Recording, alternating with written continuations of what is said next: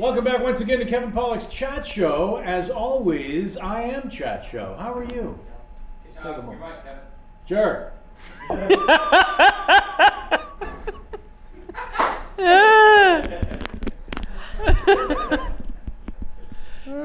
You know, it's funny because every now and then I'll forget to re-mic myself, and the crew will act as if I'm the asshole. This is nice, isn't it? See? Should have cut to you guys during that. Maybe, But no. No. Let's. This could be a game show. Can the Jew mic himself? The answer is no. Sam and Jamie. Hi.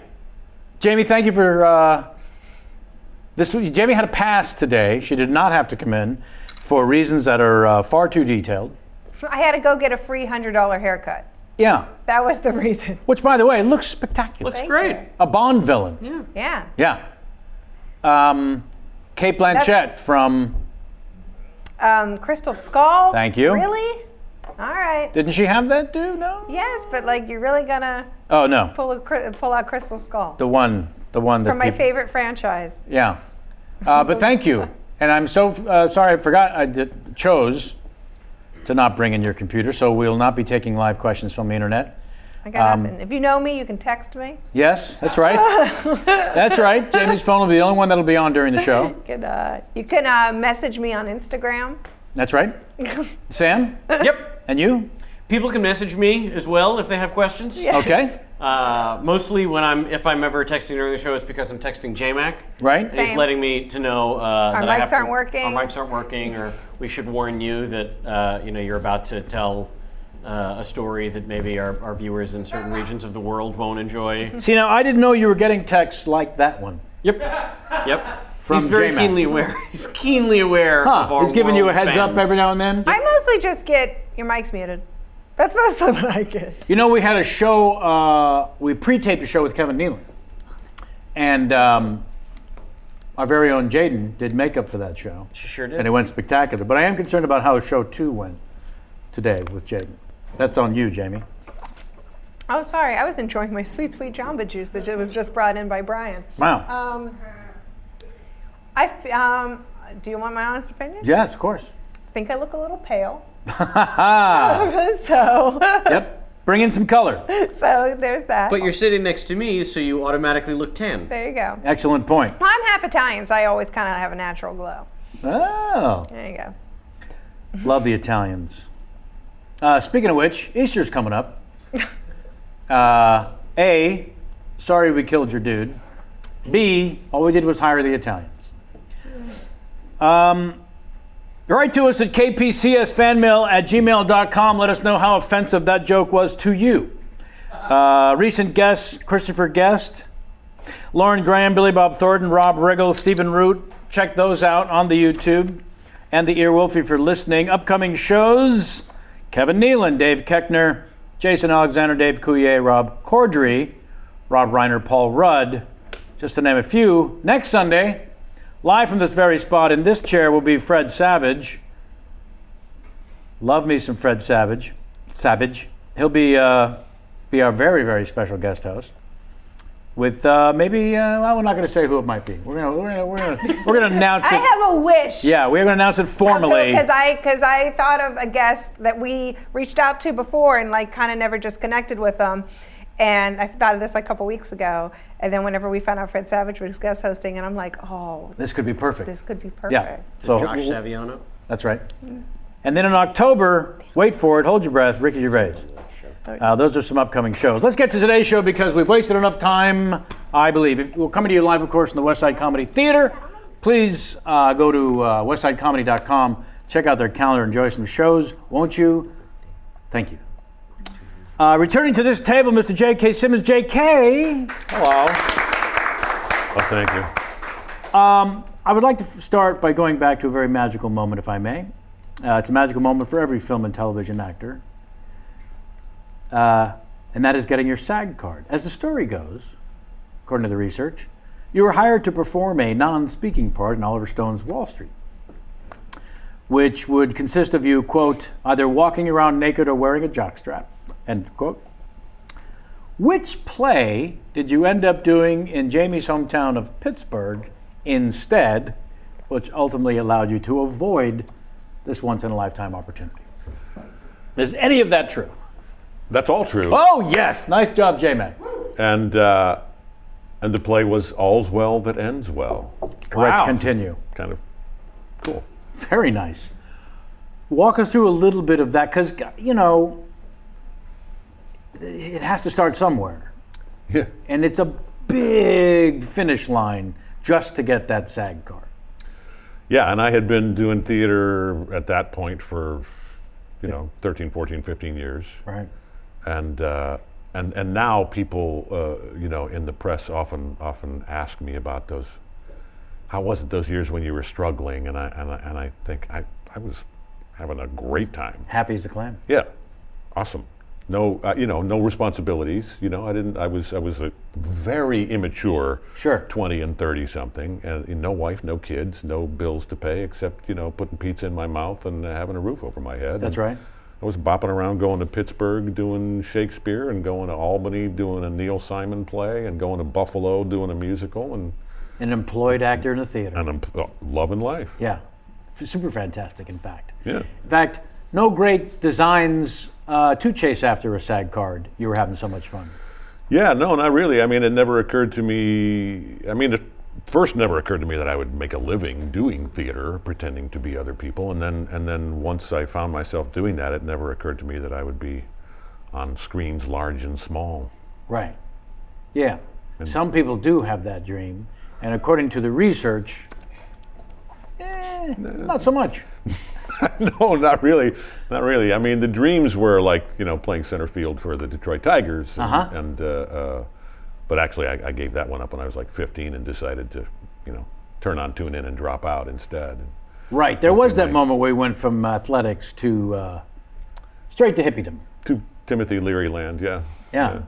That's a hell of a transition that not a lot of people go through. It was, and at the time it was either or. You definitely couldn't be both, No. in Worthington, Ohio in 1969, Can I guess that there might have been some skirt chasing behind this decision? There was skirt chasing behind every decision. Correct. We had that yeah, as a correct yeah. answer. Including the decision to try musical theater, Uh-huh. which is full of gorgeous women and gay men. That's right. So, the odds are pretty good there. That's right. The proverbial cock in the hen house. Yes. Or really discover if it's in fact cock that you want.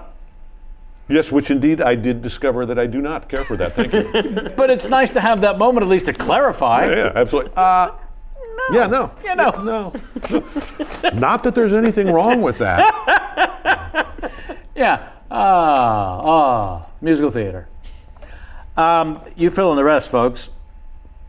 How long was the run in Pittsburgh, if you remember? All those years ago? Probably. How long were runs like that? They were generally, the regional theater stuff I was doing was generally 3 or 4 weeks to rehearse, and Right. then 3, 4, 5 week runs. So they were like little 2-month gigs, and I'd go back to New York and sublet another shithole and audition for 3 or 4 more plays and get a job and go off to Atlanta or wherever.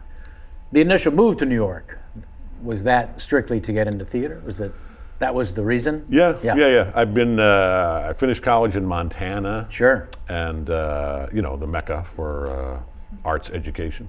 Please. And where else are you going to go? And stumbled to the nearest big city from Missoula, Montana, which ended up being Seattle, and stumbled into my equity card there at the Seattle Rep, and I was there for almost 5 years before I went to New York. So I was 27 years old, maybe 27 or 28 when I landed in New York, but still kind of going on 19. Sure. But the thought was, if I'm going to do this, I should be somewhere near Broadway. Yeah, I had done a musical in Ketchum, Idaho. Oh, yes. Sun Valley, basically, and written by a couple of New York guys, and they were going to take it to Broadway, and I was going to be the star. Forget it, we're not going to get some, No. Nancy boy to Who play sells our tickets. cowboy lead, who's No. a big, We want the guy from Montana. yeah, we want the Montana guy to play Kid Russell in Cowboy, and The name of the play was Cowboy.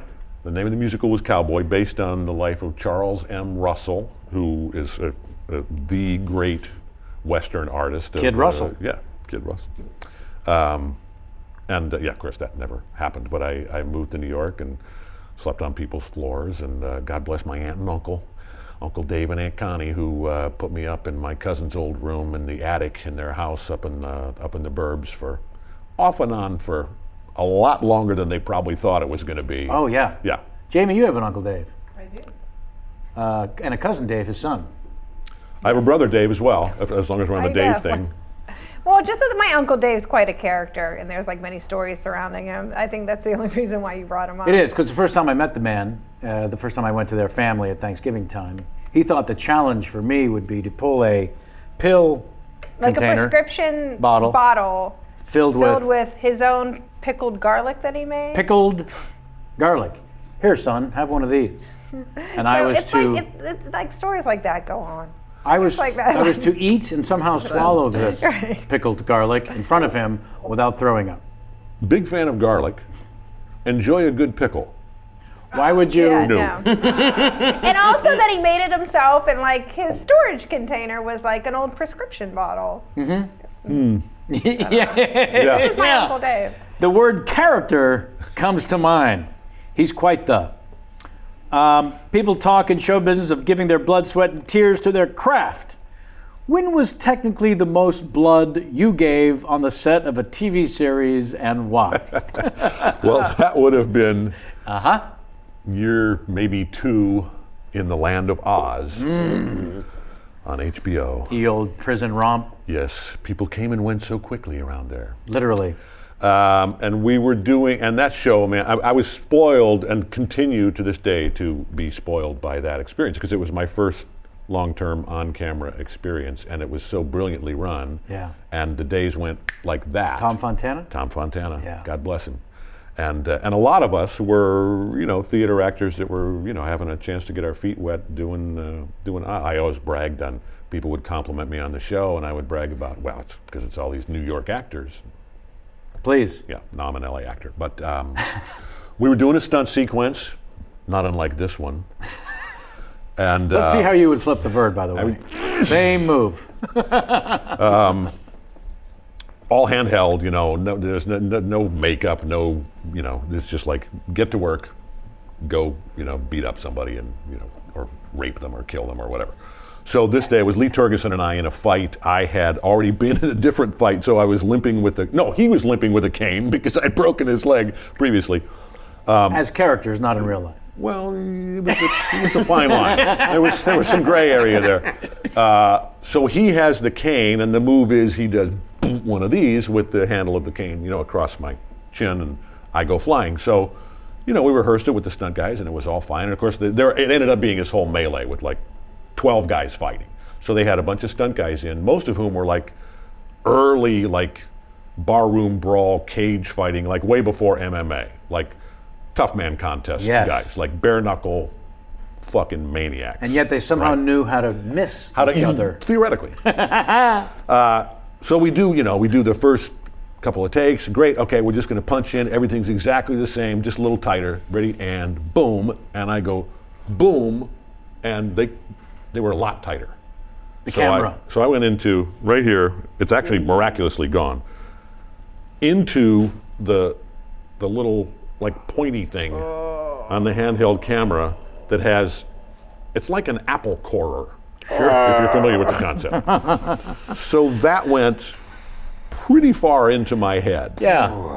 I got all of that I don't one. recall because I was unconscious at the time. Quickly, and if not immediately. Fell like a box of rocks and was out only briefly, a couple of seconds, I think, and woke up because blood was going like a geyser of blood coming out of my head down into my face as I lay on my back, semi-conscious, unconscious, then conscious. And, Sure. and the first 2 images that I saw were the set medic, as I'm sort of blinking through the blood, who happened to be female. Cut to my POV of the set medic standing over me going, I do not exaggerate. And then the next thing I saw, thank God, and I gotta get this guy's last name again because I've forgotten it long ago, but one of the tough man, barroom brawler, bare knuckle guys was this guy, John.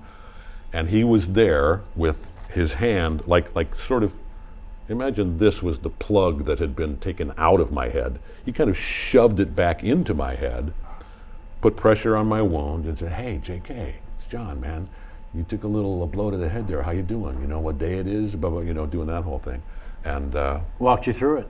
walked me through it, got to the ER, and my real favorite part of the story, because it just makes me feel like such a fucking hockey player, is that I got stitched up and went back to work. Yeah, that's what we want I to had hear. to work in the afternoon. You can only shoot me from here in the afternoon because I have and the doctor at the ER, of course, said, "Oh wow, you're gonna have a pretty serious scar here. I hope that's okay." And I said, "Well, no, it's not okay. I'm an actor. I need to play guys that don't have a horn."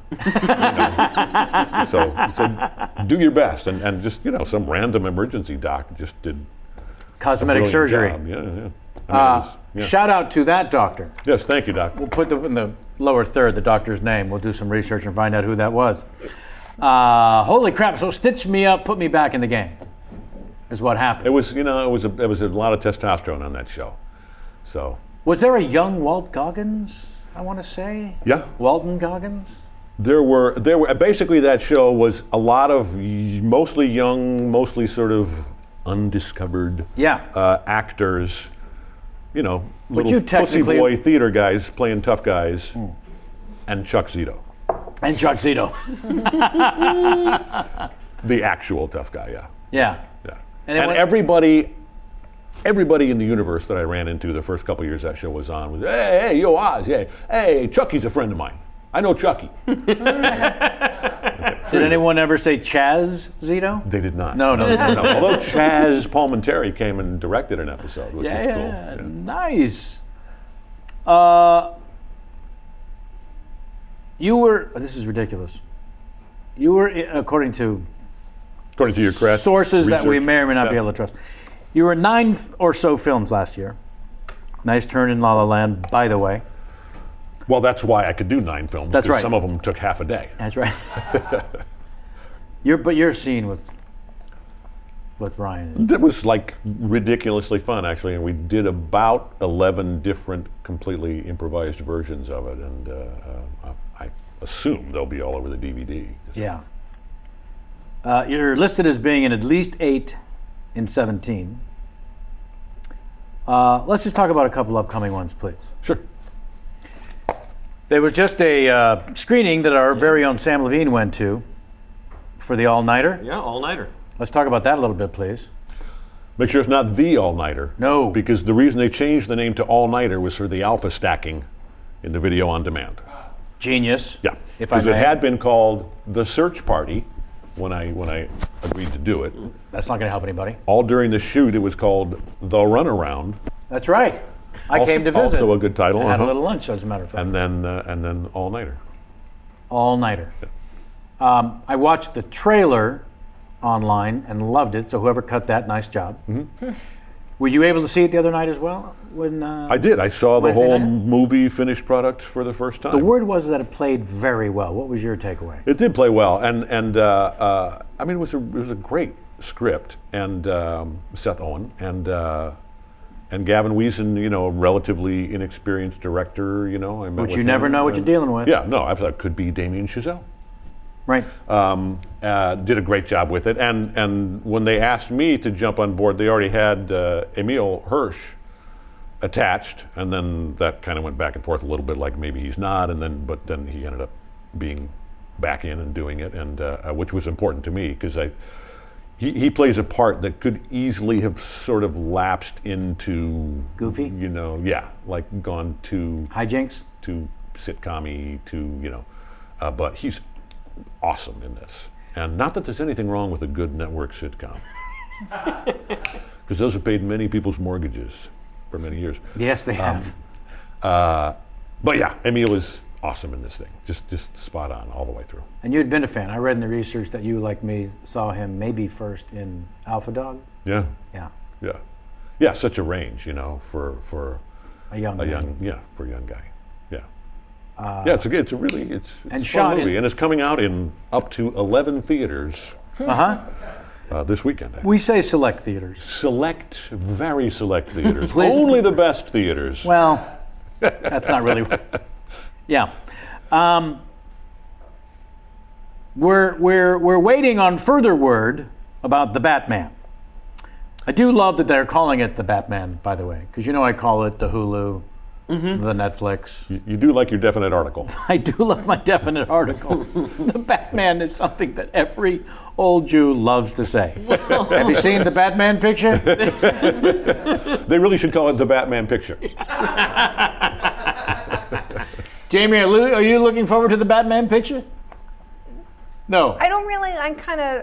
I'm not. I can't like everything. Yeah. I'm not big on comic book. movies.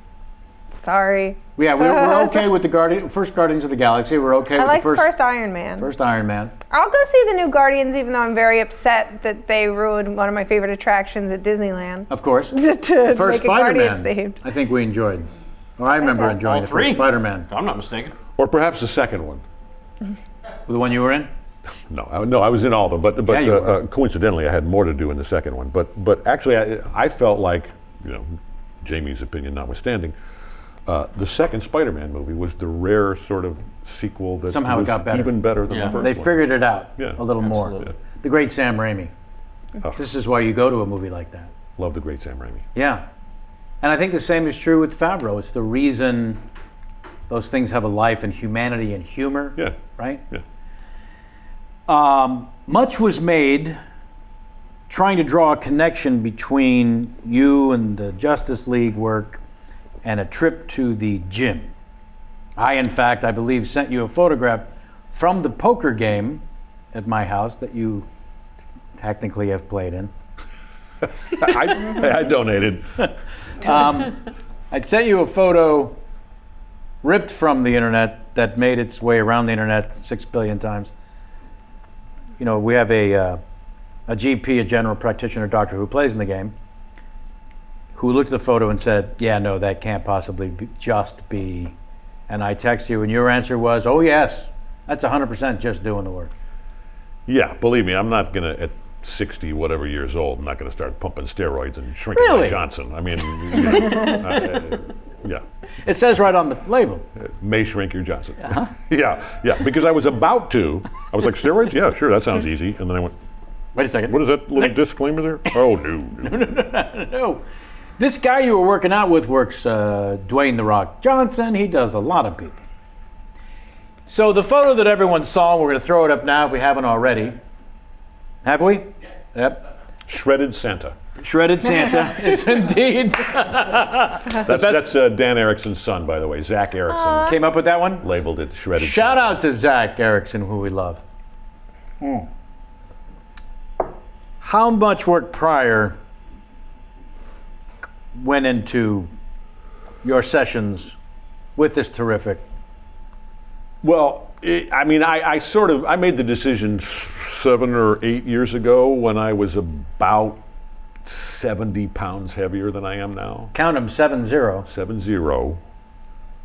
I think when you came to the game, you had different colored juice containers or Oh yeah, mixed containers. Yes. in a carrying thing, and we all thought, oh, that poor guy. Yeah, and that, it turns out, is not a brilliant idea. No. But I tried that several times, and I would lose 20 pounds in 2 weeks, and then go back to Fatburger and gain 19 pounds in the next 2 weeks. So I finally did what A human all being. smart fellas do, and listened to my wife, who said, maybe moderation, and maybe eating a little less, and maybe moving a little more Or at all. for a long time would be a good idea. A long time at once. Yeah. Well, that too, and that's what I have done, and I'm determined not to be a big fat piece of poo again. So really, all the sort of internet stuff about he's training to play, badass Commissioner Gordon. And why would that happen, know. by the way? Well, first of all, Commissioner Gordon never doesn't have a trench coat on. That's right. So it's not like we didn't cut the sleeves off the trench coat so I could, Yeah. No, I just, I once I got into, pretty good shape for an older fella, and then Whiplash kind of came along at the exact right time, and I said, what if I wear a tight black T-shirt, And Damien went, that'd be cool. Right. Well, let's face it, that's why you won most of the awards. Yes, it was really there are a couple of Arnold references in here. One of them was, because I was doing a movie with Arnold sort of during all that. Oh, that's right. And we met at a party, and yes, I am digressing. At some point, I'll probably answer a question. We met at a party for that movie, for Terminator, and Another meal we had together. yes, In New Orleans. yeah, in New Orleans, at what's his name? Yep, Emerald's. that's the one. Although Keep digressing. Just go. people, no, because it's going to digress some more. Because people should go to the John Besh restaurants when they go to New Orleans. Yes. They should go to August. They should go to, in addition to Emerald's. Please. Thank you. No idea what I was talking about. Oh, Arnold. I went. So I'm there with my aforementioned lovely wife, Michelle Schumacher, and I go to introduce her to Arnold, and I immediately go fishing for a compliment because he came out with, oh my God, Whiplash was so good, and blah blah blah blah. Thank you. I said, what did you think of the biceps? And he said, oh, your biceps were okay, but your triceps were very impressive. I was like, are you kidding me? Triceps, baby. Okay. Yes. Wow. He could have said my fucking gluteus, whatever, anything. Pick up your calves. Look nice, But yeah, so compliment from Arnold on my physique. Not easy to come by. And then in that picture, which was taken when I was working out with my buddy Aaron Williamson, he introduced me at Gold's Gym, of course, to the Arm Blaster, which is a device that Arnold invented, like in the pumping iron days, which is just a sort of ampere waist kind of little piece of metal that goes across here, and then little indentations for your arms, so that when you're lifting your dumbbells, it's everything is perfectly isolated, and you're getting the maximum kind of pumpage for that particular muscle. And Aaron said, hey, can I take some shots for my Instagram? And I went, yeah, sure. I had also just lost even more weight for my wife, the lovely and talented Michelle Schumacher's movie, I'm Not Here. That's right. Which she wanted me to be sort of extra scrawny for, so I had gotten down to a, still healthy, but like a scrawnier, skinnier, like 15 pounds lighter than my really good healthy weight. Which made the guns look even bigger. And then I was just on the way back up from that, sort of packing on, muscle again. And the Santa beard. Yeah, Shredded so it all Santa. Conspired, and he took those pictures, and I thought, okay, great. And then 2 months later, all of a sudden, the internet blew up, and you're texting me from your poker game. Decided to go nuts. Yeah. If the fans want to see you without a shirt on, looking pretty darn good, they should check out All Nighter. Because I was with some ladies at that premiere, and I got to tell you, afterward, this is not a joke, they were all remarking that how impressed they were. Now, when you Isn't say that I was nice? with some ladies, None of them were with me. I was near some ladies. Near some females. That's better. you could smell them. You could hear them They were, yes, outside of the ladies' room, I could hear them talking. Had my ear up against the door. just outside of the ladies' Yeah. room. Yeah. Just within legal That range. So did one of them by chance say, not today, motherfucker? While she was kicking your ass? That's every day for me. Boy, that Jew was just outside the ladies' room. It's like Damone's perfectly placed locker in Fast Times. It's the one That's right right. outside the ladies' That's room. right. Wow. Another fantastic pull, indeed. So, some more about my biceps. Please. Let's talk about I'm Not Here. Okay. This was recent? This was, she has been almost finished with post-production on I'm Not Here. For 6 months. For about 6 months. Yeah. And will actually be finished the week after next, at which point our lovely children and ourselves will go on a vacation. It's my wife co-wrote and directed and co-produced and edited every frame of it by herself, which is pretty stupid. That's the level of Control. control and creative input that Yeah. she wants to have on it. It's a very cool movie that is, as with most interesting movies, I find difficult to synopsize or sum up, but it's a drama in which I play an old guy with a Santa beard who is in a very unhappy place in his life, and then we see lots of flashbacks to me as a very handsome 20-something. Better believe it. Played by Sebastian Stan, and then as an adorable 5-year-old, played by a wonderful little kid actor named Ian Armitage, and it goes back and forth between sort of dissecting how this guy got where he got, and kind of examines some sort of metaphysical concepts of, is time linear, and do separate realities coexist, and it's. And she co-wrote this. She wrote it with her writing partner Tony Cummings. They write on the phone at their computers him on the Upper West Side in New York, and by Upper West Side I mean Harlem, and her in our little home in Studio City. How nice. Yeah. And it will, we missed like a lot of the festival stuff, but it's just going out to some festivals now, and we'll see what happens with it. I enjoyed working with her as a director on, On Three. what became Three Geezers, speaking of title changes. Yeah. Yeah, I'm Not Here actually was originally called Steve's Umbrella. I'll bet it was. I'm Not Here is I think a more evocative title. But yes, thank you for your work on Three Geezers, which was hilarious. Oh no, you've been paying for it ever since. In which you starred in your brief sequence with our children, That's right. who were Answering also trick or or coming to the treaters. door, yeah. At the door, yeah. Our friend and fellow poker player, Larry Scher, I understand you did some work on the Bastards. I did some work Or on just the Bastards. Bastards, not the. Only Bastards. No the. Alpha stacking. Yeah. And I assume bastards is spelled correctly? Yes. It is Then there's spelled no problem. correctly. Yeah, it's not TURDS. No problem. I just learned that term alpha stacking Yeah, me too. I like it. You're welcome. because my favorite example of alpha stacking is the Vampire Weekend song A Punk, because it's A-punk, and if you plug your phone into like a Bluetooth or thing, it's the first song that always comes up because of alpha stacking. Because they were Because genius. of alpha stacking, Yes. which I now know is a term. Which is why, by the way, Geezers, exclamation point, became Three Geezers because Numbers. Numericals, digits come yeah. before letter A. Yes. So smart.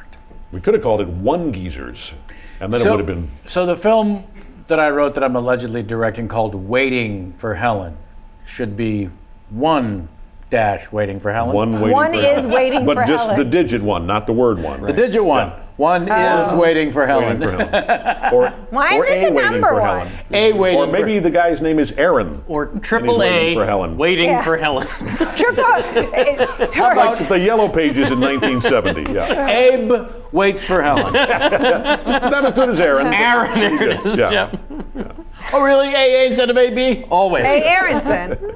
A. Aronson is the first name. Back to our friend Larry Scher's. Larry Scher, who, No, by no, the no, way, more this was, digression. I think his. What? More digression, please. Yeah.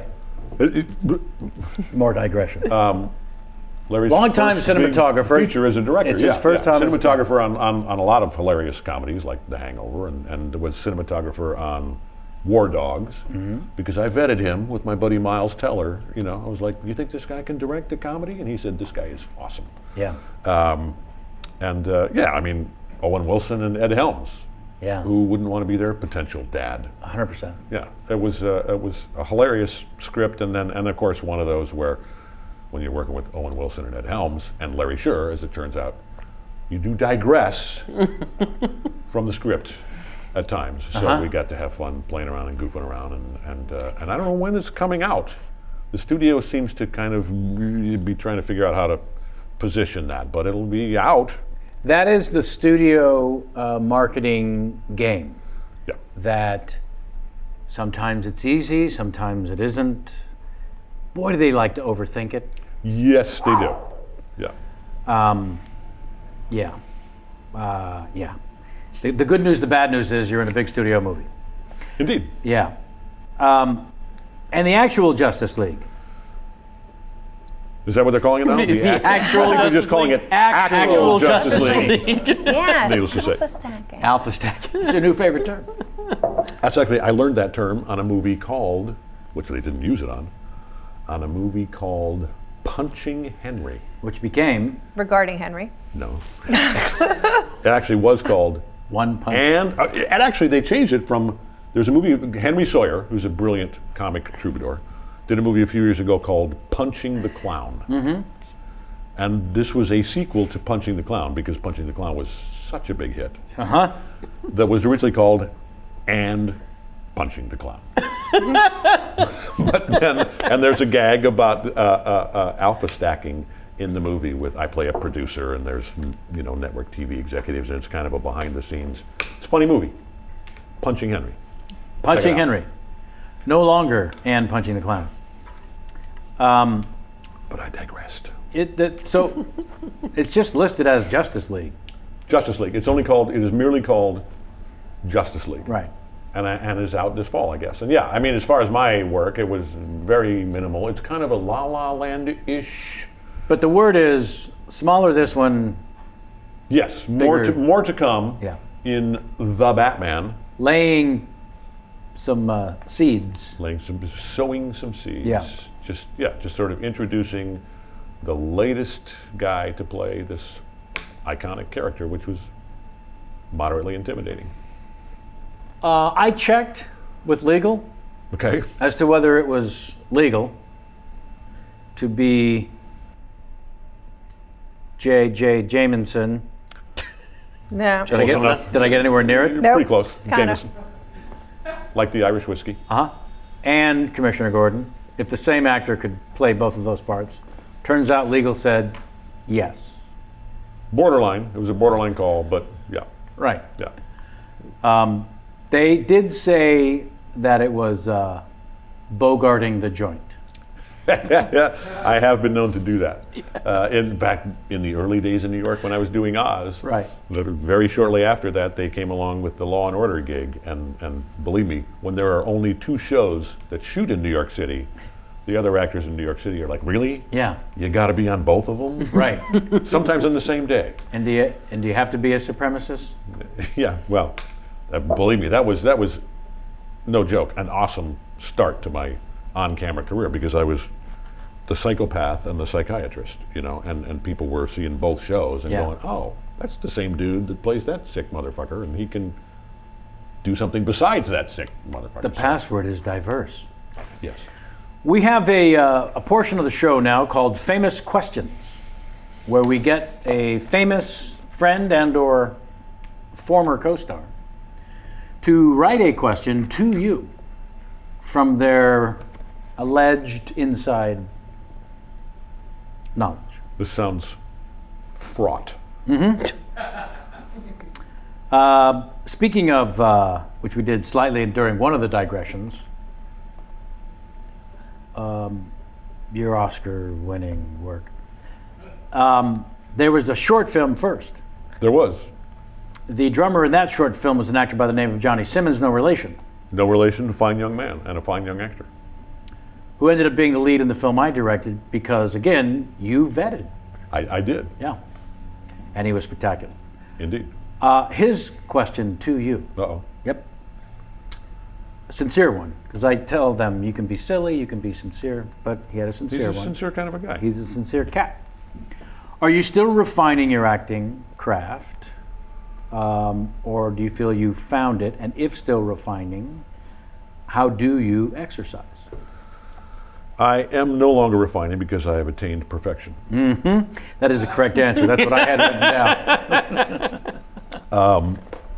No, I think and hope to always be learning Yeah. and refining. And although I can't say that I'm, doing any specific, Strasbourg exercises in my spare time anymore. Yeah, but there was a time. I think, yeah, sure. I think every day, in front of a camera or on a stage is hopefully a learning experience that is less painful, and by painful I mean for the audience, Sure. than my early learning experiences. Right. Yeah. The hope and wish going into each day's work is that dear God, may today be the day I actually learn something. Yeah, I mean, that's the truth of it. Thank you, Johnny Simmons, for that. This next one comes from a writer. Andrelton Simmons? A writer-director, that's right. A writer-director who may have the record for most employment in your life.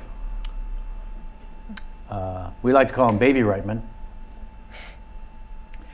Did you ever leave the set of Oz and head home having forgotten to remove your swastika tattoo? Often. Forgotten? Or Well, I mean, I was usually wearing clothing over hello, the tattoos. hello. But as the show went along, one of my brilliant pieces of acting was that each season I would add a tattoo to my glorious frame. And that was, by the way, the first time I went from fat to semi-fit, was because the first year of Oz, I was a fat piece of poo. I went up and down several times. And after watching the first season and going, I don't believe that dude is the head of the Aryan Brotherhood, I went to the gym and... Who's intimidated by that bull? Yeah. He must be like super smart because he's not, yeah. Not intimidating. I did often go home because I realized, there was no makeup on that show. They weren't making anybody look pretty. Right. They weren't like, oh, let's fix the little bags under your eyes or you have a little wrinkle here. It was like, you show up, if they don't have to put blood or a tattoo on you, you don't have to get there early. So I thought, these tattoos will last a week. I can go home and go to sleep. By the way, during the first whole season, or maybe the first 2 seasons of Oz, I was doing Oz, shooting 7 a.m. to 7 p.m. every day, and never going over that because Tom Fontana's a genius, and because HBO didn't give him much money, so he couldn't do overtime anyway. And my wife was on Broadway playing a silly girl in Beauty and the Beast. Oh my. Yeah. So I would get home, we would do, cross paths. She would be going to the theater, hi honey, I love you, And then sometimes I would go, meet her at the stage door at, 10:45 p.m. or whatever. And for whatever reason, I was a big hit at the stage door. Sure. With the fellas in the chorus, because Oz had become this. I mean, Oz had found an audience, in a lot of sectors, a lot of demographics, but certainly the gay community were big fans of Oz because there were penises every week. So we got a lot of attention from that. So my wife would started getting, is your husband coming to pick you up tonight? Just because they wanted to rub elbows with Vern fucking Schilling. Was it elbows they wanted to rub? Probably not. Okay. Lovely elbows, though. Moisturized. Moisturize. Well, you got to keep your elbows moisturized.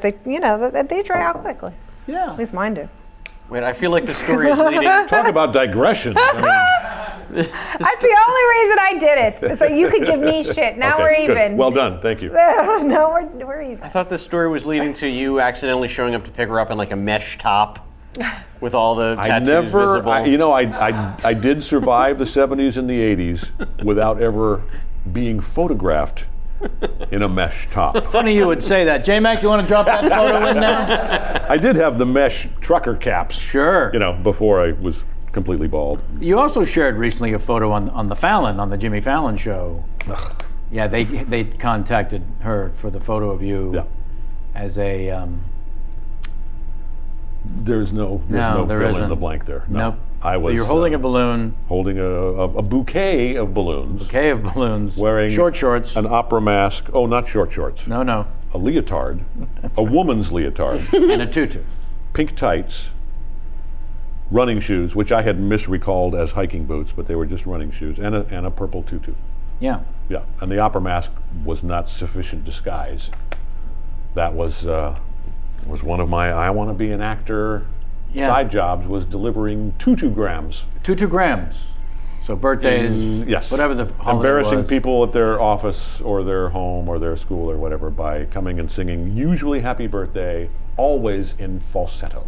Because that makes it just a little bit more uncomfortable for you. Yeah. That's right.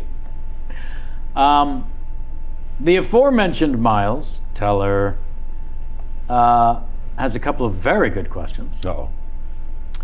And I too am curious about this. I've heard this question asked, and I think it's always an appropriate one, and also, well, let's see. Where do you keep your Oscar? It was initially on the mini fridge. That's the thing. They always move around, don't they? Yeah, it was there for a while. The mini fridge is where? In the master bathroom. Sure. Upstairs, because during that whole, thing, award season. Thank you. I was reaping trophies because I had played this character in this unbelievably brilliant film. And was it a clean sweep? I feel like it was a clean sweep of the majors. Yeah. BAFTA, SAG, Golden Globe, Oscar, Spirit Award. Yeah. That's a clean sweep. Yeah. Yep. And these drama critics and those drama critics Whole and Palm bunch of Springs others, and yes. Santa Barbara. And so I, Michelle and I would come home from whatever event and go to take off the monkey suit and her beautiful dress and stick it on the mini fridge and brush our teeth and have sex and go sleep. Seemed like you made time to have sex. Yeah. Yeah. Look, you win an award. You're getting late. I mean, look at this, baby.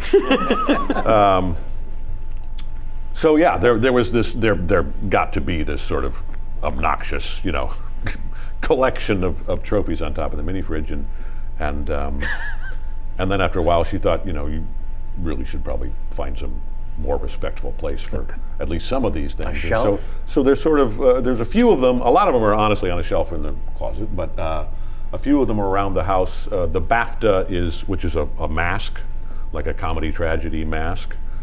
It's on a shelf in the living room next to two comedy tragedy masks that our kids made. Oh, great. When they were in 6th grade studying Greek culture and philosophy and all that. There's another award in a little spotlit thing, a Palm Springs award, I think. And the Oscar is on a bookshelf upstairs. On a bookshelf. In a hallway that, not like you don't walk in the door and go, there's the Oscar. It's you gotta know us well enough to get upstairs. Yeah, that's right. We're not throwing it in your face unless you have a pass upstairs. Yeah, I heard a couple of interviews where it moved around, and at some point, one of the answers was, I moved it into the garage because I was just tired of seeing it. It made me feel like it was on display. Yeah. And at some point, I did not enjoy that. This was an actor, I think, who had already had it 20 years, so that made more sense. Yeah, I mean, it is. It's so. There's such a fascination with that one. Everybody wants trophy, to hold it. Yeah. And I mean, a bunch of guys at the little coffee shop where I go pick up my wife's iced tea more mornings than not. The guys that are always there, that might as well be the barber shop. Yeah. That I always nod and say hello to, and we chat sometimes if I'm not in a rush. And they of course were asking about it, and I finally just threw it in the car with me one morning and went, here, put it on their table out in front and went in to order the iced tea and said, okay, now you That is fantastic. took their selfies with it and Like the Stanley Cup, it went on tour. Yeah. People did want me to bring it, like my relatives wanted me to bring it to, can you bring it, when you come visit on the farm? And I was like, hey, it's pretty heavy for the carry-on, Also, and I'm not going to check it. It would be a little embarrassing to travel with. It'd be like J.K. Simmons travels with his right? Oscar. Yeah. They don't think of that. I'll send you a picture of it. Right. I would fashion. You can come visit. Yeah, you visit me. I'd fashion a necklace for it, like a carrying case, if I ever had one. Sam, you would be hunched over like this. It's like Don half the Cheadle size actually of you. did that for his Golden Globe when he went back to work the next day. Well, the Golden Globe weighs about a quarter That's right. of what the Oscar weighs, to be honest. You could wear that around your neck and not be a hunchback, Yeah. Miles Teller's second of 3 questions. What would you give up for a Tigers World Series championship? Speaking of the Oscar? Well, yeah, I mean, that's the first thing, sure. Just to put a finer point on it, the answer is sure. Yeah, I can't think of what I wouldn't. I mean, apart from my family, that would be. That is. Yeah. something that is stupidly important to me is that my Tigers do well, and it's much more about, I don't even know. I was born in Detroit, 10 years old. My family moved away. I don't really know any of my old friends, or have no family back there. Haven't had for decades. Right. And yet I have new friends there, with the Tigers or Mitch Albom, local guys that now that I have that trophy, Sure. that I get to meet and mingle with, and Dave Coulier. yes. But when we moved to Ohio, and all my new buddies we were in Columbus, Worthington, suburb of Columbus. My dad was teaching at Ohio State, and all my new pals were either Reds fans or Indians fans, and I was kind of clinging to being a Tigers fan, and the second or third year that I was living there was 1968, when the Tigers, in one of the all-time great World Series, beat the St. Louis Cardinals in 7 games and were world champs. So that cemented my Tigers mania. And then '84 was the next time, and the Leland years, we came very close. By the way, digression, Jim Leland, a question I was often asked by less interesting and insightful interviewers. Thank you. Would be, who were you really starstruck by to meet? Who was intimidating? All the people you've worked Brad with. Pitt, Yeah. Tom Hanks, George Clooney, Jim Leland, former manager of the Detroit Tigers, current manager of the World Baseball Classic United States team in the semifinals in Dodger Stadium soon. Mm-hmm. Such an awesome guy, and such and by the way, I stole mannerisms from him in a movie called For Love of the Game, where Really? I played the manager of the course. Tigers. I grew his mustache. I verbatim stole lines from him, like "Atta baby" was one of his catchphrases then. Based my character on him, even though he was managing the Pittsburgh Pirates at the time. To meet him on the field with my son and a few of his little Matthew and Malik and Isaiah, some of his little goofball 9-year-old or 7-year-old little league teammates that I was coaching, and we were the Tigers. There they are. We got to, because I was this was before trophies, but I was semi-famous, and I was able to get down on the field and get passes and go up and meet Jim Leland, and I was shaking. I was petrified to meet Jim Leland. Like I don't know, he was going to offer me a tryout. Why are you nervous to meet Hero. the manager? Yeah, The word is hero. Such an awesome guy. Yeah. Weirdly, the only World Series game my brother and I attended together was when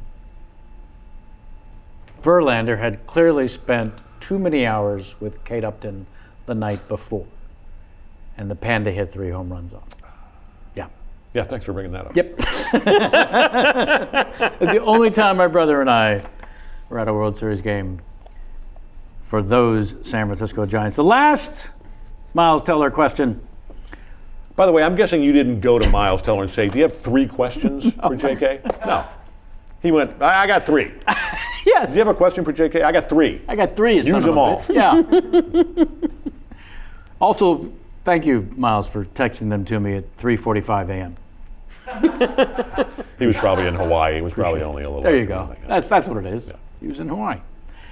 Dream stage role. Now, Miles did say, sorry if these are seemingly standard, but I really am curious.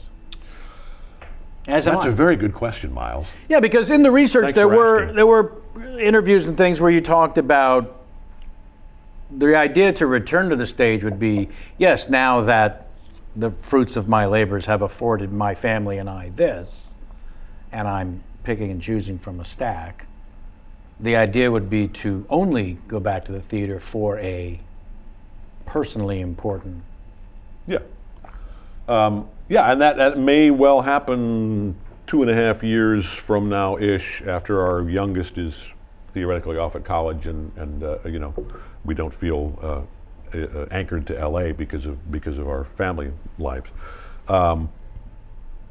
a lot of the dream theater roles, I'm now just too damn old for. Sure, you better believe it. I would have loved to have done McMurphy in Cuckoo's Nest. Would have killed for that one. I would have loved to have played Sweeney Todd. And, you know, Hamlet, Macbeth. I mean, you know, a lot of those. So honestly, at this point, King Lear. well, that one I can do. Yes. You know, I grow back the Santa beard, and I'll do King Lear with the sleeves cut off and the arm blaster. No, there's always time for Lear. You know, 10 more years, you could be Willie Loman. it could do a Willie Loman. Honestly, you know, Lear is the only specific role that comes to mind at this point. But I think what I would hope to do on stage, you know, 3, 4, 5 years in New York would be something new and completely brilliant. That one of the great playwrights in New York, you know, Let that wrote be. and said, "Hey, check this out." Let that be a word of the wise. Speaking of wise, we'd like to thank our sponsors for today's show. Here now a word Wise potato chips? That's what I thought. No, Ray Wise. Ah. from them. I got excited. Today's show brought to you by Blue Apron and read to you by Johnny Carson.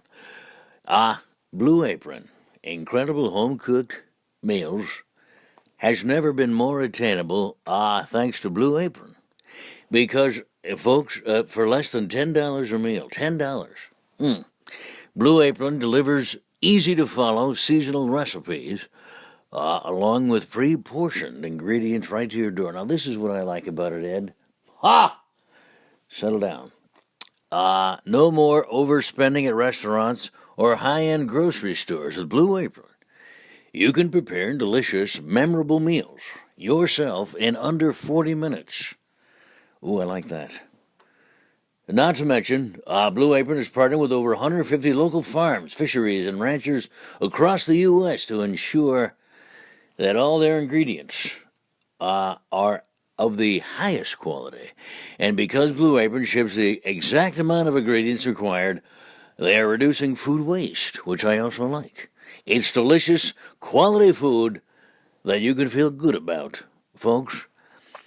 Some of the meals available in March. Let's go through this, please. Salmon piccata with orzo and broccoli. That's simple.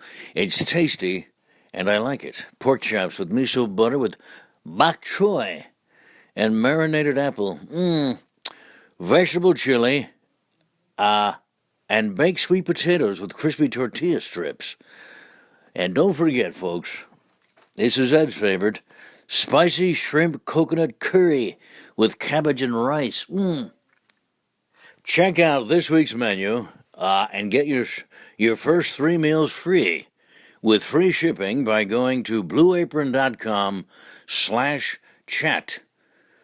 You will love how good it feels and tastes to create incredible home-cooked meals with Blue Apron, so don't wait, folks. That's blueapron.com/chat. Blue Apron, a better way to cook. That's good stuff. It's a very special thanks to Audible for sponsoring today's show. Do you love books, but find that you never have time to read? With Audible, get audiobooks, listen to those books you've been meaning to read on the go. You heard me. On the go. Their app is free and works on iPhones, iPad, Android, and Windows Phone. You can also download and listen on your Kindle Fire. And hey, how about over 500 MP3 players? With Audible, you own your books, so you can access them anytime and anywhere right from your smartphone. Audible has the great listener guarantee. This is what I love most, to be honest with you. And why not? Why should I start lying now? If you decide you don't like the book you chose, no worries. You can exchange any book you aren't happy with for another title anytime.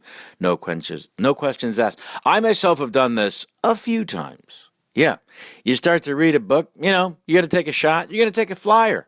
You've heard good things. Yeah, I give it a chapter personally. You don't grab me, I'm gone. Bye. That's what you can do with Audible. And here's my favorite time to use Audible. enjoy a walk. Yeah. As they put it, enjoy a walk in the park and a twist in the plot. Ooh, personally, I like it.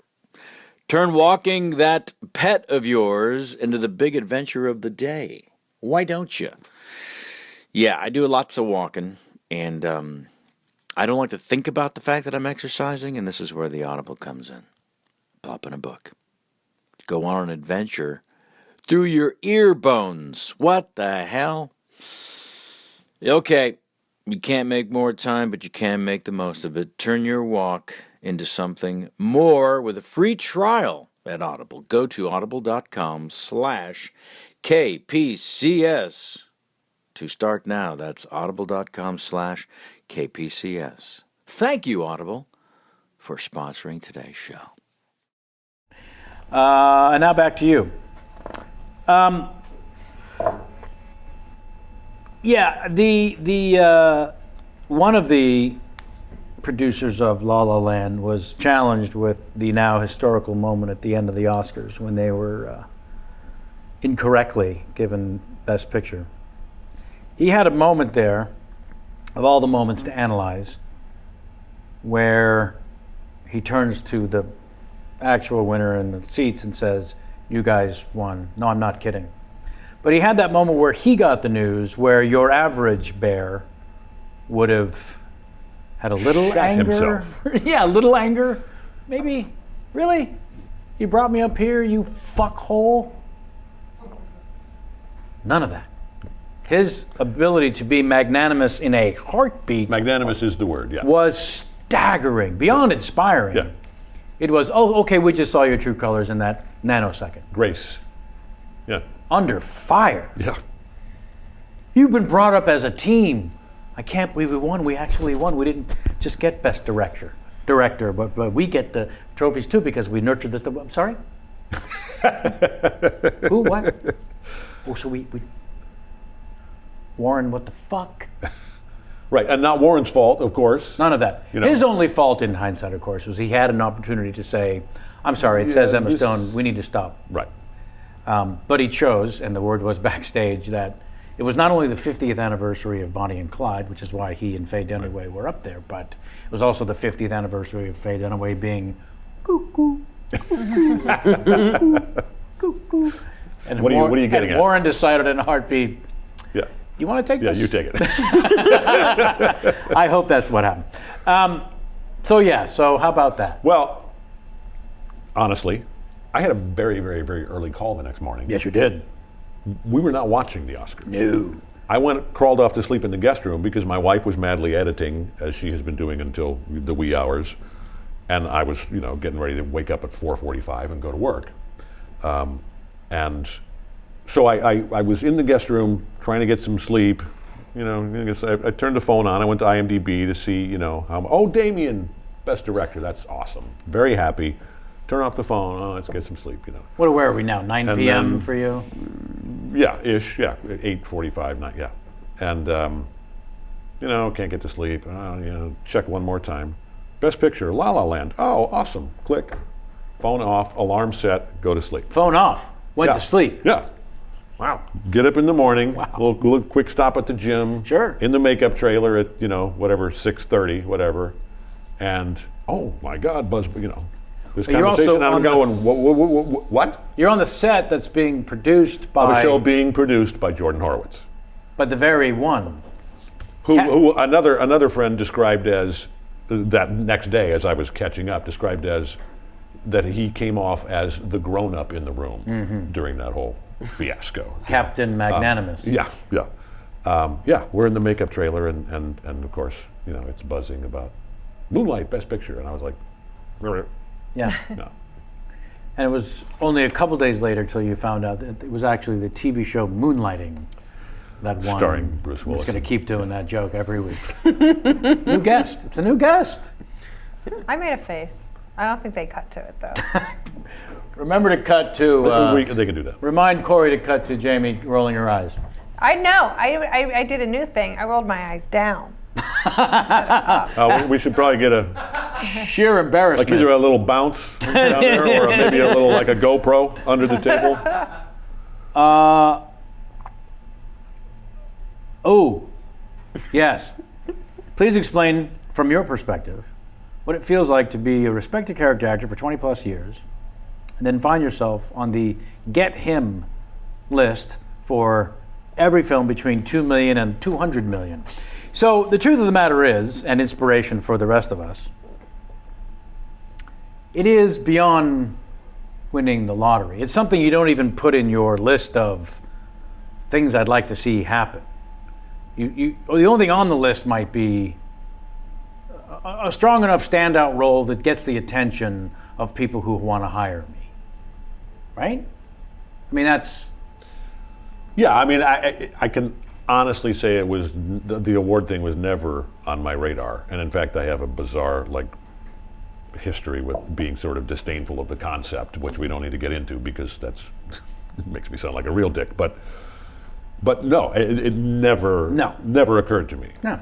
And really, fortunately, well, first of all, fortunately it came along, but fortunately it came along, when I was 60 years old and, had already done a bunch of stuff and it wasn't going to, if in fact I was a guy who was vulnerable to having my head turned and having my head blow up and have all of that happen, I think, and again, we could check with my wife, but I think it's something that I've, more or less taken in stride, certainly as a human being, and it's interesting to see the way it's changed how people respond to me, both in just the guys at the coffee shop and people at work, and because there is sometimes an element of, walking onto a sound stage and one of the grips is about to walk out or and it's like I'm the king of France, there's bowing and scraping and door opening and all this going on It seems so silly. that didn't happen, 2.5 How years ago. about the difference, the chasm between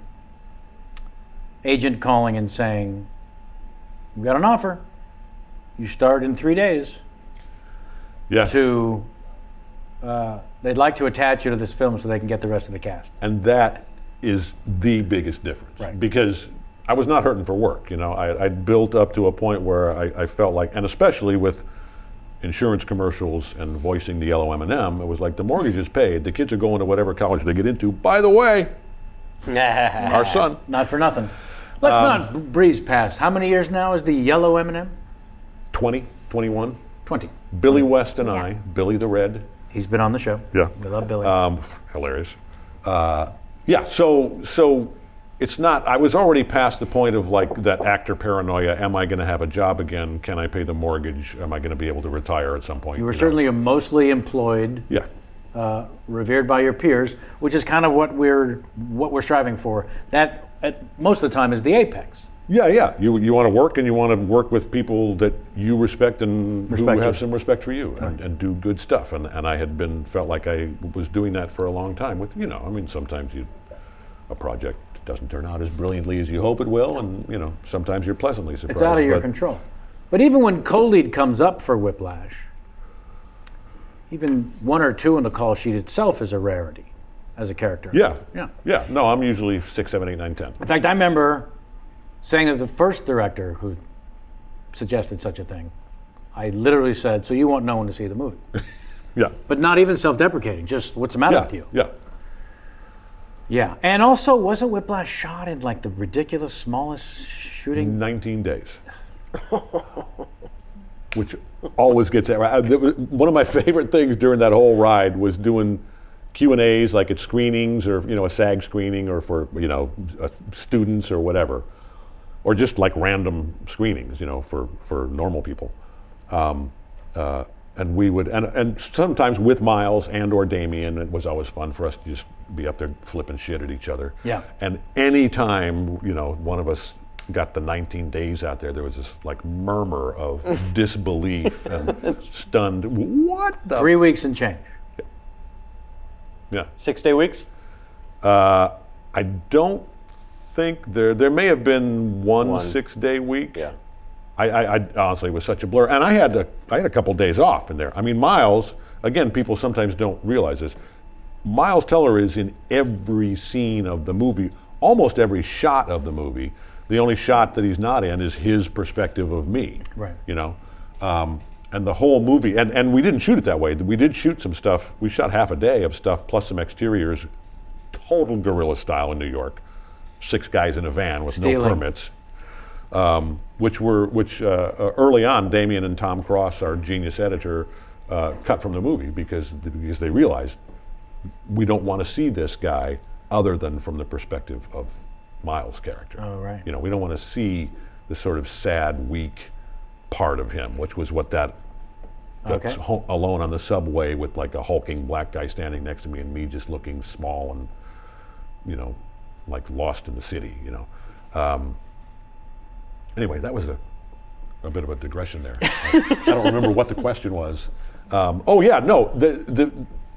2 biggest effects of the trophies are not just more offers.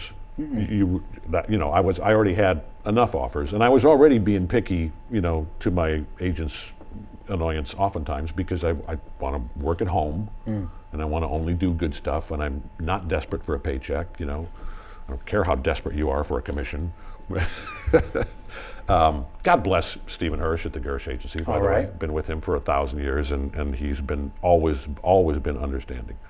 The 2 biggest things are, I can take a vacation when I want to take a vacation. Actually plan it. Because I'm not worried about, am I going to, you know, is there going to be a job waiting for me in 2 or 3 months? I mean, and I took 4 months off while Michelle was doing post-production on her movie. I'm taking another 4 months off this summer, the last summer that our family of 4 will be under the same roof, you know, probably, and we're gallivanting around and doing this and that and just hanging out and taking time off. So part of it is being able to take a vacation and not worry about it. Right. And then the other thing that I'm beginning to learn how to handle is that, you know, it's not we shoot next week, here's a role, are you interested?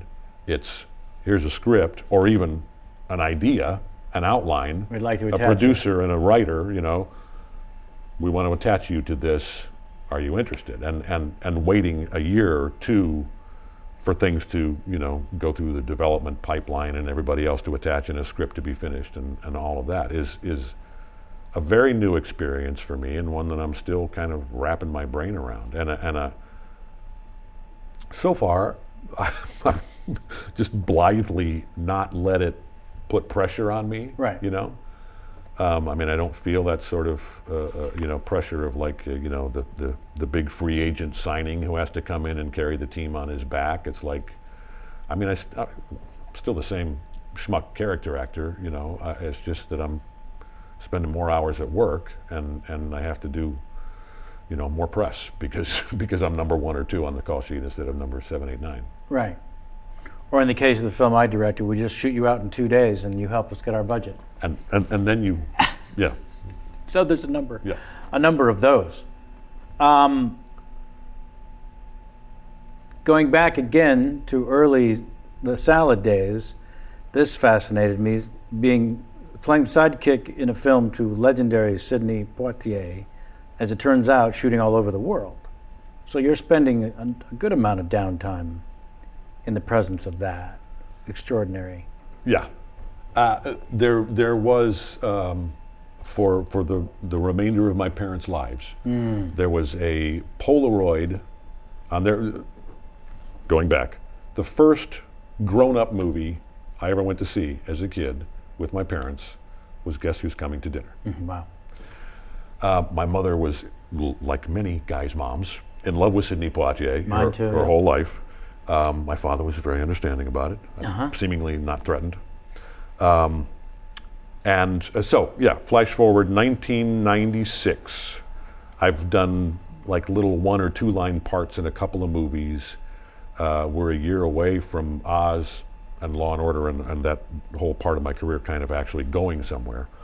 And I get cast in this movie, The Jackal remake. I didn't even know it was a remake of Day of the Jackal, a great British film. Bruce Willis, Richard Gere, Diane Venora, Sidney Poitier playing my boss. I basically spent the entire movie, much to the gaffer's delight, because it's like I'm a fucking albino next to a dark-skinned black man and he's having to light the two of us in the same shot constantly.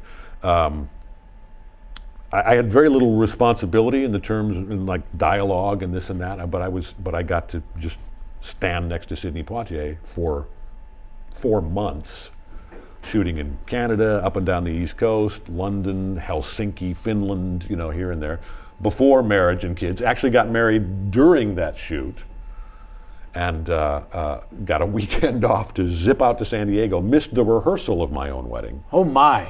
And my wife, Michelle, who was at the time on tour with Beauty and the Beast, which she would then do on Broadway during the, blah, blah, blah. So she, took a weekend off, zipped out, to San Diego to do that. We went in, got married, love you, bye-bye. Back to London to shoot at Pinewood. And then she took a week off sometime during that, and we had a semblance of a honeymoon in London during that shoot. But the first day on the set was at a prison yard in Montreal. Mm-hmm. It was the scene where we recruit Richard Gere, the IRA terrorist, to help us find the Jackal, Bruce Willis, the bad guy. And one of the few scenes that I actually had a kind of a chunk of dialogue. We're walking to the set the first day, 1996, so it's, I guess some people, I had my first cell phone, but cell phones didn't have cameras and all that stuff. It was back in the Polaroid days. We're walking to this open prison yard where we're going to shoot this whole sequence. An active prison, by the way. Did a little research there for what would become Oz. We're walking to the set, and they have the cast chairs, lined up over in the wall, in the shade against the wall. And the cast chairs say, Richard Gere, Sidney Poitier, J.K. Simmons. I need to find a camera. And I'm walking with the wardrobe guy that I worked with the entire film, and I said, "Do you have a Polaroid?" I said, "Get a Polaroid." I said, "Just the chairs. I'm not going to bother anybody for just the chairs." And there's not a way to say this without just me and Sidney. I mean, and honestly, that's what it was about for me. I love Richard Gere, and I did another movie with him. He understands. And he was always very, I think he's a wonderful actor, and he's always very generous with me as a nobody putz. So he's still that way. Be said, and we're the same age, believe it or not. But yeah, it was all about Sidney turned 70 during that shoot, more than 20 years ago. It was from day one an honor and a pleasure, and he. Any moments of wisdom that he? Well, yeah, and. How can you not pick his brain? Well, I didn't. I just respected the distance, and it was months and months, back and forth, and having a week off and then going. So I didn't want to be the little nudge, just like, hey, Mr. Poitier, what was it like shooting in the heat of the night? Right. But we would just sit, and I would try to have a normal human conversation with him, and obviously, everything that rolls out of his mouth is a pearl of wisdom, and I think his book had come out, The Measure of a Man had come out about that time, and anyway, yeah, there were, and really the pearls of wisdom tended to be more real life than acting or showbiz related, and it was a time in my life when I was first kind of had two nickels to rub together, and didn't have kids yet, as a financial concern, so I was thinking about buying a house on a lake in Montana, and sinking a lot of money into that, and Michelle and I had been out to look, and this was one of the great pearls of wisdom. We were shooting a 19 to 20 hour straight all-night shoot in Helsinki, Finland, where there's no on the winter solstice. So it's light for an hour and a half, so we could shoot 22 hours straight dark, and of course they took advantage of that. Our holding area is this, closed Chinese restaurant where Sidney and I are hanging out with this nice Chinese lady who's sitting in the corner, wondering what the hell she's doing in Helsinki. Guarding the restaurant, yeah.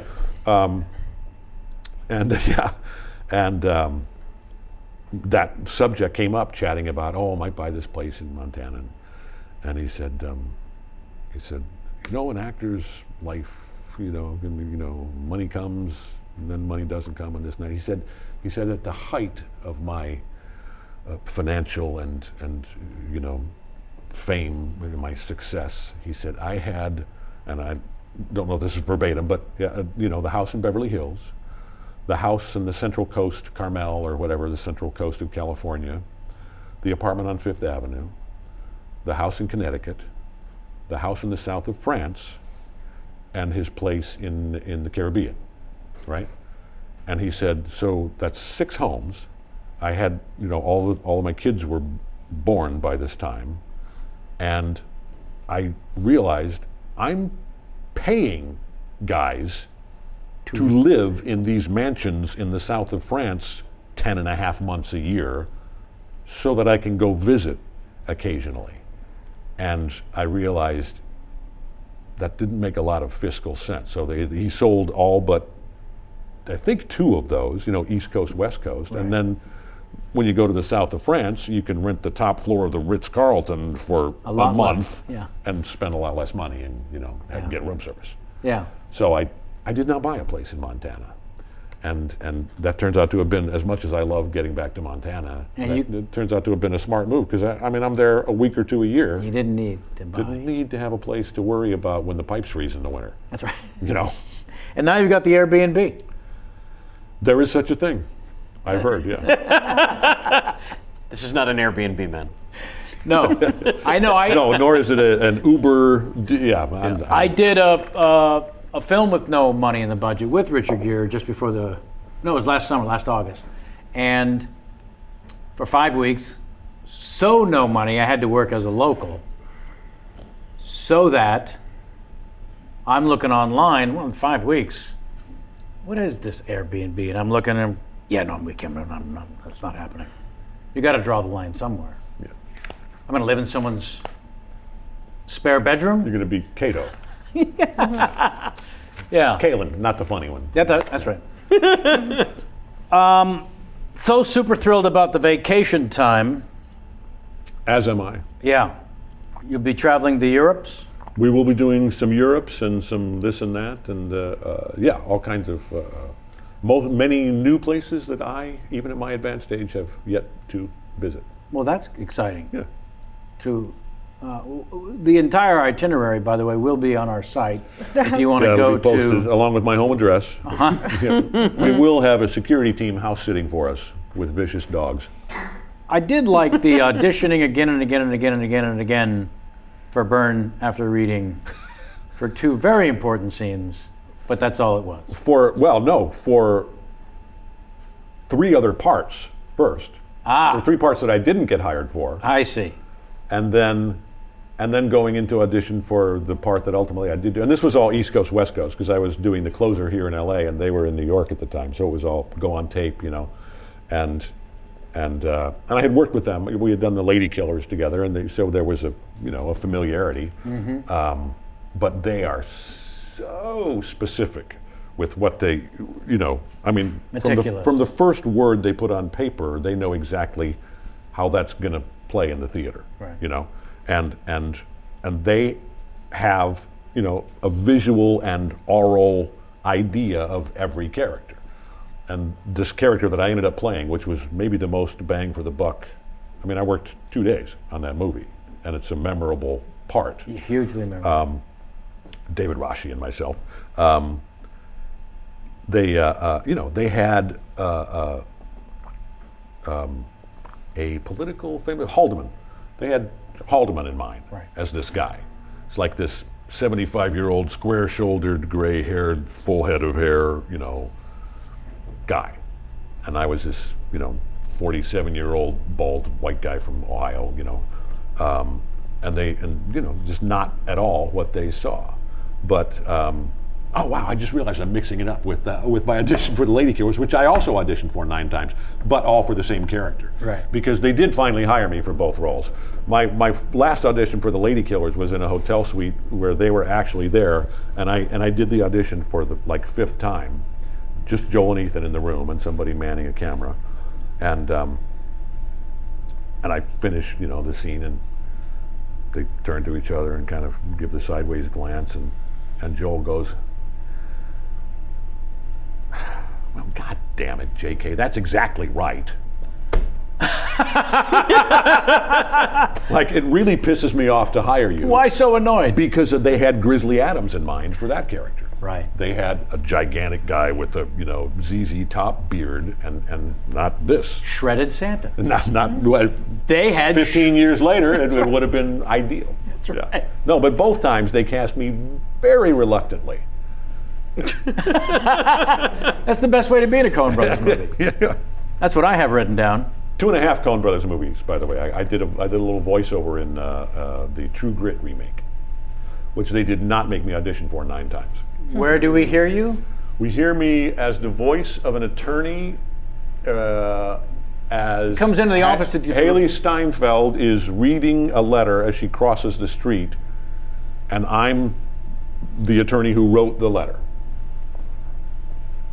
Nice job. Yeah. Well, they'd heard. Which is the closest I ever come to meeting Jeff. By the way, it says The Jeff guy Bridges, who's like an actor that people know about. Yeah, Jeff Bridges. Arguably my favorite of his generation. It says here in the research that the Coen Brothers, in fact, did not know it was you they were hiring. They just wanted the guy who does the yellow M&M. Yeah, That's what it. I'm sure that's the case. Yeah. Oh. Yeah. I did actually audition once Kenny remembered. for So a did you? voiceover job, and the specs. This was back in New York. You walk into the audition, you sign in, and blah blah. It says, "Here's the copy, and here's what we're looking for. We want 30s to 50s, this kind of gravelly, whatever kind of sound, And sometimes the specs are very specific, We'd love to have George Clooney, but we can't get him, so try to sound a little bit like George Clooney, And in this case, it said, we're looking for the voice like the guy that does the on-camera promos for the original old movies channel, which was called Not Turner Classic, Turner the one Classic before Movie. that. It was AMC. AMC was American Movie Classics. AMC before it was the guy who does the AMC. on-camera promos for American Movie Classics. And I, read the copy. I went in to meet with the casting director and read the thing. And she goes, "So you know the reference to it?" And I go, "Yeah, that's me." I put on a little toupee and I go, "Coming up next on AMC is the blah blah blah blah blah blah blah." It was you. That was me. It was one of my first And in the you're going to make a breakdown- bunch of money for one day. Sound like this guy. And you did. And I went on tape and I said, "Do you want me to sound like me?" Sounding like that guy. I didn't get it. Get me a J.K. Simmons type, but not J.K. Simmons. That's exactly right. Whatever you do not hire the guy. Yep. Yeah. That is the perfect end point. Thank you. I was waiting for the button, and there it was. Clink. Yes, indeed. Thank you very, very much. Thank you so very much on the day of the LA Marathon to make it across town and over the town, through the valley, and I don't even look like I ran 26.2 miles, do I? no, Feel pretty fresh, you did it in record time for you. Yeah. And with those knees. Yeah. Yeah, it wasn't even leg day. You're not lying about the knees. Yeah, no, it was not. That's what took you out of the game, I believe, in the research. The knees, yes, that was the end of my football career. Yeah. Yeah, which jumped me right into Timothy Leary land. That's exactly, Yeah. that was the turning That point. was the last haircut. Those for a Simmons decade. knees. Good news for the knees, not so good for the hair. All right, well, thank you very, very much for coming back to these proceedings and spending an afternoon with us. Sit there, please, uncomfortably while I wrap things up for the folks at home. Okay, I'm actually pretty comfortable if that's okay. I mean, except for right here. Yeah. All right, fine. That's our show for today. Jaden Dobroshevsky. Is that anywhere near correct? No, Say it for me. it's Dobroshelski. Shelsky. Yes. There's an L in there. No F, no V, no F. I still can't spell it. Dobroshevsky. She's dropping the last name. She's just going to go by her first and middle name. Just call her Jaden Fox. Yes. Makeup by Jaden Fox. Why do you have to make things more complicated than they actually are? Because do. the Batman. That's what I do. The Batman. That's right. The Jaden Fox. Sorry, There you go. I'm not here anymore. Thank you, Jaden Fox. Thank you, Jamie Fox, also for making the trip. Thank you, Sam Levine, My pleasure. for just sticking out the extra 11 minutes from the last one. Well, Dr. Evil Kenny Chen, as always. He was getting real nervous a couple minutes ago. He was all doing Kenny Chen stuff, you know? Up in the crow's nest. J-Mac, Dooman, Allen, Brian making the round still. Corey Levin on post. Is that a Luke up there? Yeah. Who's Allen, Luke Allen. Luke Allen. Sit on Allen. Oh, all Luke right. Allen. Yeah, that's it. Enjoy your Fred Savage as guest host next week. His guest to be named on his at Twitter following as well as mine. Maybe Sam will do as well. Sure. Look forward to that. Enjoy yourselves. And I will see you shortly thereafter. Maybe with the Robert Reiner on April 9th, we'll do a live thing. That might be the next time I'm here. Loving you, aha. And as always, get out of my face.